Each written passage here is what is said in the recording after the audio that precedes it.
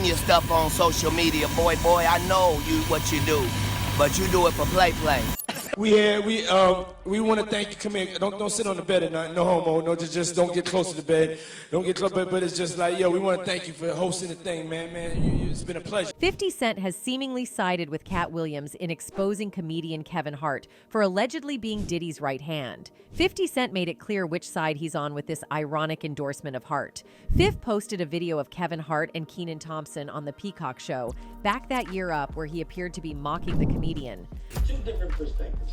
Trying to be a center. Yeah. Because I didn't think the Dolly Parton and you like that. That was my company. What you? Right. Stuff that I like. Right. 50 Cent. Taking on Puffy was a real big hit. They're huge. That was weird for the culture. Yeah, just two different things to kill. Following this, he wrote a caption saying, "Oh no, Kevin Hart is one of the coolest people in the world. He brings joy into our lives. He makes us laugh. I'm almost positive my new positive vibes are going to be contagious." Anyone could feel the irony in that post, and some people even claim that Fifth was using the same tone he normally uses while attacking Diddy. Now, many people felt that 50 Cent was throwing jabs at Hart in effort to showcase where he stands with the recent allegations made about Hart by Katt Williams. For context, in a recent interview on Club Shay Shay, the legendary comedian Katt Williams made waves by expressing his candid views on fellow comedian Kevin Hart. Williams, known for his unapologetic style and fearless commentary, delved into the dynamics of Hollywood and the comedy industry. His statements brought attention to Hart's rapid rise to stardom and questioned the authenticity of the comedic landscape. Katt Williams began by highlighting the astonishing trajectory of Kevin Hart's career in Hollywood by first questioning the unprecedented speed with which Hart achieved success. In 15 years in Hollywood, no one in Hollywood has a memory of going to a sold-out Kevin Hart show, there being a line for him ever getting a standing ovation at any comedy club. Williams went on and suggested that Hart's rapid ascent was unusual and posed the question of whether Hart had truly paid his dues in the competitive world of stand-up comedy. The comedian emphasized the significance of the journey and questioned whether Hart's seemingly instant success was indicative of a different narrative. He already had his deals when he got here. Have we heard of a comedian that came to LA and in his first year in LA, he had his own sitcom on network television and had his own movie called Soul Plane that he was leading? No. In the interview, Katt Williams introduced the term plant to describe someone who seemingly appears out of nowhere and attains success without the traditional struggles that comedians often face, and then claims they are self-made. Williams then drew attention to the fact that Kevin Hart's documentary with Chris Rock revealed his comedy roots on the East Coast. He pointed to a perceived contradiction in Hart's narrative, noting, "He just did his documentary with Chris Rock, where he shows you that his whole upbringing in comedy was on the East Coast. So how simultaneously was he here in Los Angeles doing the same thing? It didn't happen." Williams probed into the inconsistencies in Hart's story, challenging the widely accepted narrative of an overnight success. Kevin Hart responded to Katt's allegations in a post on X saying, "Gotta get that anger up out ya champ. It's honestly sad. In the meantime, please enjoy my movie trailer to my next film, Lift, which will be dropping on Netflix in 8 days. There is a moment in the trailer where Gugu Mbatha-Raw says, 'They really love you.' I now know she's talking about Katt." In a 2013 interview with Blacktree TV, while discussing his role in Scary Movie 5, Katt delved into some interesting topics, including a theory about black actors being forced to wear dresses on screen in order to progress to the next level of fame. It's worth noting that this interview came out not long after Kevin Hart appeared on an SNL skit wearing a dress. For context, it all started when Dave Chappelle, another revered comedian, appeared on Oprah's show in 2006, where he talked openly about his refusal to accept a $50 million deal from Comedy Central. He felt that such deals came with strings attached, and he was unwilling to be controlled or humiliated for the sake of a paycheck. Chappelle's revelations didn't end there. He recounted being asked to wear a dress for a movie scene, an experience that left him deeply uncomfortable. According to him, many comedians had faced similar situations, having to don dresses on screen, and it often coincided with a critical juncture in their careers. This, too, was a nod to the prevailing industry belief that black entertainers needed to cross this peculiar threshold to advance. Fast forward to 2012, when Kevin Hart was asked about Dave Chappelle's claims during a radio show. While he didn't explicitly say no to ever wearing a dress, Hart emphasized the importance of personal boundaries. He stated that crossing these boundaries was non-negotiable for him. You have to have You have to have boundaries. You have to have limits that you refuse to cross. He even cited examples of bizarre requests he had received, such as dribbling a basketball on a talk show, which he politely declined. Hart stressed the importance of protecting his brand and the potential risks of compromising it. However, just a year later, Hart appeared in an SNL skit where he donned a dress, a move that drew sharp criticism from fans. Some accused him of being a sellout, arguing that he had contradicted his earlier stance. The skit portrayed him as a 9-year-old child pope, an image that many believe didn't align with the Kevin Hart they had come to know. The new pope is 9-year-old Oscar nominee, Kevin Wallace. Katt Williams seized this opportunity to reignite the feud. He suggested that Kevin Hart's actions on SNL were merely part of a larger pattern, insinuating that Hart was willingly playing by the industry's rules to secure fame and fortune. Williams opined that Hart's success allowed him to escape criticism for wearing a dress, as a long line of comedians had already done so before him. I'm saying, at the end of the day, Kevin doesn't have to worry about what people are going to say about him wearing a dress because of the long line of dress-wearing people before him. He pointed to movies like Big Mama's House and the Medea franchise as examples of previous instances where comedians had donned dresses. Williams didn't go all out in his attack on Hart. Instead, he subtly questioned the choices made by comedians who aimed for mainstream success. He hinted that some entertainers, including himself and Dave Chappelle, were willing to go against the grain and, as a result, might never attain the same level of fame as Hart. The feud took a heated turn when Kevin Hart, fed up with Williams' insinuations, unleashed his frustration during an appearance on the Breakfast Club radio show. Hart hit back hard, accusing Katt Williams of dodging responsibility for his actions, particularly his issues with the law and substance AB. He argued that Williams had squandered opportunities and positioned himself as a risk to studios, which eventually led to a decline in his career. Hart wasn't mincing words. He laid the blame squarely on Williams' choices. Hart emphasized that he had worked diligently to achieve success and hadn't compromised his principles. He pointed to Williams' own issues, implying that Williams was trying to deflect blame by attacking him.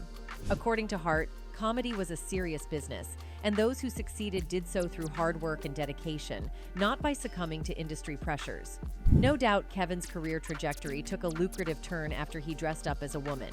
Before the SNL skit, Kevin Hart's net worth was estimated at a commendable $9 million. However, after 2013, his career proved to be a financial game changer. The seats for his stand-up shows began selling out rapidly, and major production houses hired him for various projects. The fiscal windfall was reflected in Kevin's reported net worth, which reportedly soared to an impressive $78.5 million. By 2016, Kevin Hart's financial success was further solidified when Forbes named him the highest-paid comedian of the year, with earnings reaching approximately $87.5 million.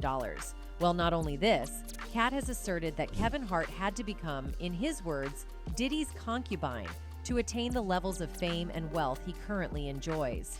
This eyebrow-raising allegation adds a layer of intrigue to the ongoing discussion surrounding the lengths some individuals are willing to go to in pursuit of success in Hollywood. It seems like Diddy is no longer interested in keeping his sexuality a secret, as he openly commented on Kevin Hart's good looks during a recent live session that the two stars attended. In 2010, Diddy and his Dirty Money crew held a release party for Last Train to Paris. Kevin hosted a live stream party, and things got a bit intense between him and Diddy. During the party, there was a peculiar moment when Diddy called Kevin into his bathroom, which left viewers curious and surprised. However, Diddy quickly added a no-homo disclaimer once the camera started rolling. Yo, come in here, man. Come in here, man. I'm not. Hey, yo. Listen. Yo, come in here. No homo, no. Diddy's use of the phrase no homo raised questions. According to viewers, it wasn't used in the typical context of the bro code. Given his history of engaging in homosexual behavior, the tone of his delivery appears suspicious. It almost seems as if he wanted to convey something but may have felt hesitant or unable to do so. In another video clip, Diddy takes things further by requesting Kevin to speak about him as if he were a baby.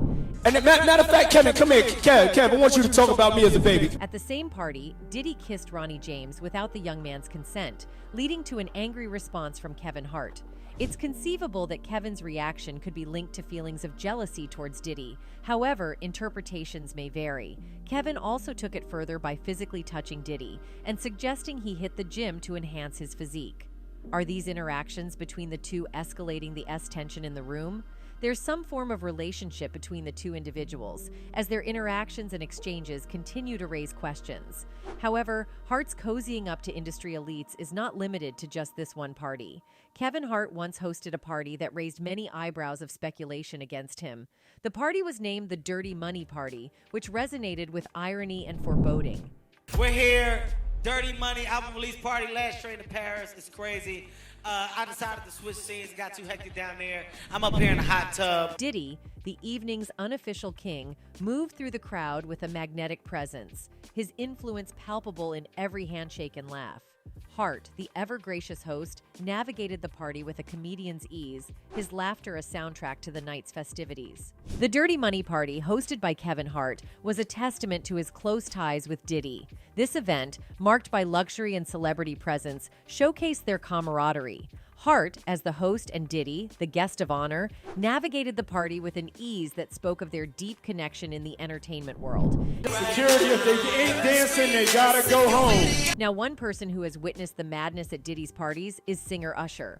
From a very young age, Usher was tapped to become an R&B superstar. Back in 2016, he told renowned radio host Howard Stern that he truly learned what it meant to be famous after living with Diddy for a year at the age of 14. "I got a chance to see some things. I went there to see the lifestyle, and I saw it," Usher said during his first Stern Show interview. His unique education, dubbed Puffy Flavor Camp, came about after a teenage Usher impressed music executive L.A. Reid with his musical abilities.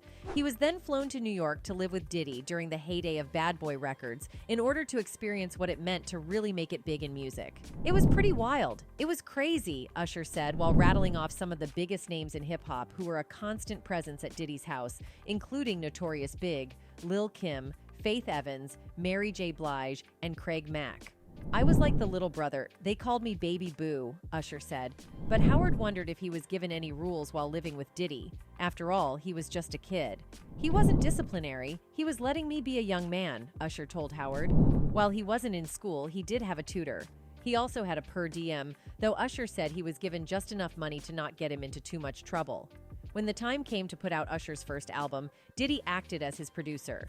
But after the debut didn't do as well commercially as expected, the music executive passed on being a part of Usher's second album, My Way, which went 6 times platinum in the late 90s. In any case, it seems 50 Cent is also planning on exposing Diddy. You see, last year, a representative for 50 Cent confirmed to TMZ that the 48-year-old rapper's production company, G-Unit Films and Television, is developing a documentary about the allegations against Combs. The rep said proceeds from the documentary will benefit victims of S.A. and R. Jackson teased a snippet of the documentary on Instagram in which former Bad Boy Records rapper Mark Curry said Combs would spike bottles of Moe with a substance that would make women at nightclubs slippery.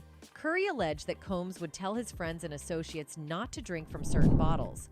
So when you get up, they be like, don't touch them bottles right there and only drink them bottles right there. Also, while promoting the documentary, Jackson took aim at rapper Rick Ross, as well as Combs. He shared lyrics from Ross's verse on the Rocco song You Oino, where Ross raps, "Put Molly all in her champagne. She ain't even know it. I took her home and I enjoyed that. She ain't even know it." The whole idea of making a Surviving Diddy documentary started as a joke on the internet, but the idea has since gained massive support.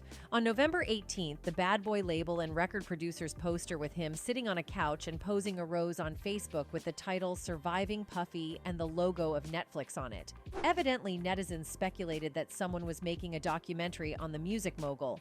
Meanwhile, 50 First insinuated that he was considering making a movie called Surviving P. Diddy on November 20th.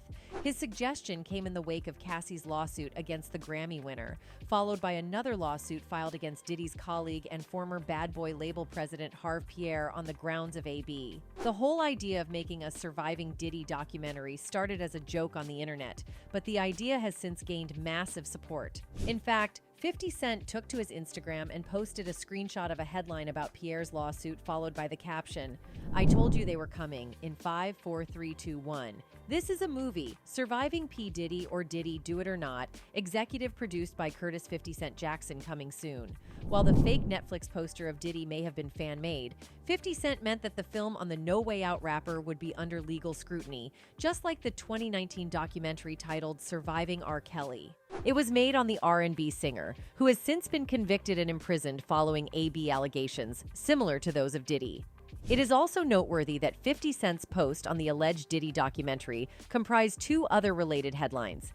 Diddy's clothing brand Sean John being phased out of Macy's after two-decade partnership from Radar Online, and Diddy's legal battle over tequila brand put on ice until 2024 inches from Billboard. Anyway, aside from hinting that he was thinking of making a documentary on the Bad Boy label producer, the Get Rich or Die Tryin' rapper also trolled Diddy when he settled the Cassie lawsuit. He joked that the defendant paid that money real quick, but not quick enough to stop other women he has allegedly AB'd over the years. For context, in November, Combs' former longtime partner R&B singer Cassie Ventura accused the music mogul of repeated R and physical AB spanning nearly a decade. In her lawsuit, Ventura, who was signed to Combs' record label, said she was trapped by Mr. Combs in a cycle of AB and SA. Ventura cited numerous instances of graphic AB in her lawsuit, including alleged instances where Combs punched, beat, kicked, and stomped her. As news of Ventura's suit was breaking, Jackson took to Instagram to upload a scowling selfie. In the caption, he appeared to mock Combs' moniker, Brother Love. Damn, Brother Love, Brother Love, Brother Love, you out here looking crazy as a MF, LMAO, he wrote. Combs and Ventura settled the lawsuit one day after she filed. We have decided to resolve this matter amicably, Combs said in a statement.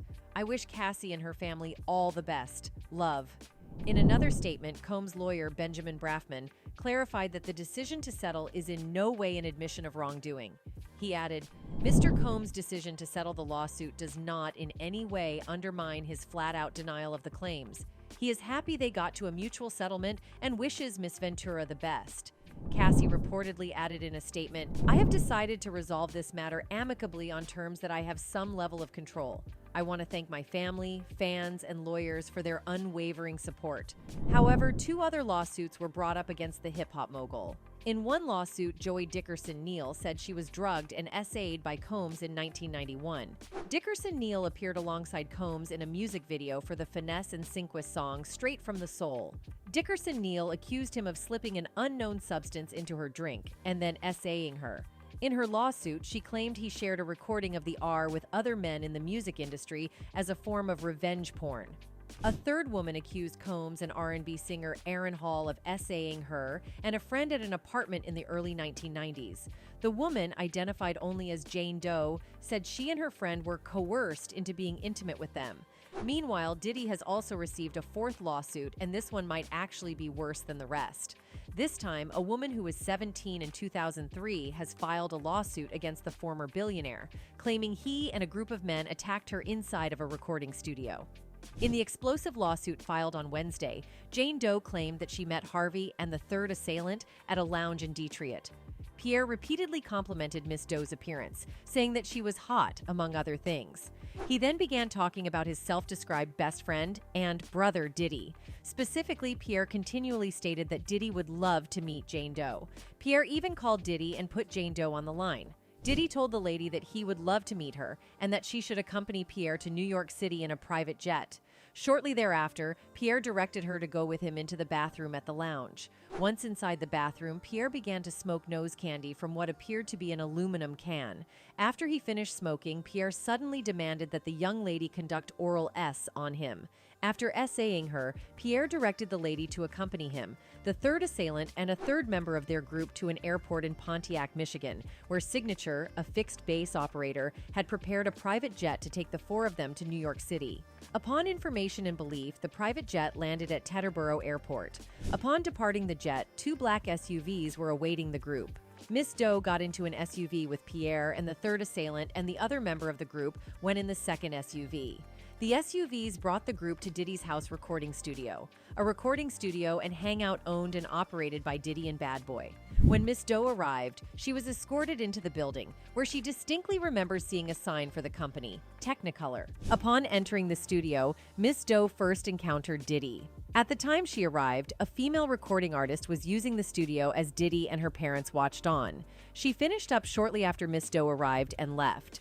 While still in the studio section of Diddy's house, Diddy asked the lady to sit on his lap to take a picture. Diddy, Pierre, and the third assailant began to ply Miss Doe, a 17-year-old child at the time, with copious amounts of substances and intoxication. While the evening became a blur, Miss Doe does recall Diddy, Pierre, and the third assailant hitting on her and touching her inappropriately. In any case, the fact that Kevin Hart has ties to Diddy, an industry elite who has allegedly done such evil things, one can only wonder how far is Hart willing to go and how many dirty hands is he willing to shake just to get to the top. Anyway, that's it for this video, folks. Bye.